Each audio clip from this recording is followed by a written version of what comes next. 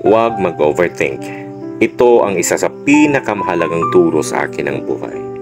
That I am not always in control of everything. Kung talagang will ng Panginoon, ipagkakaloob niya yan sa'yo. At kung hindi man, siguradong may ibang magandang plano siya para sa'yo. Kaya huwag panghinaan ng loob. Basta idalangin lagi, sakaling di man yun para sa'yo, hingin mong bigyan ka ng payapang isipan para humimbing ang iyong tulog, bumangon at magsimula ulit. Remember, God has better plans for you. Di kanya ipapahamak. Good morning!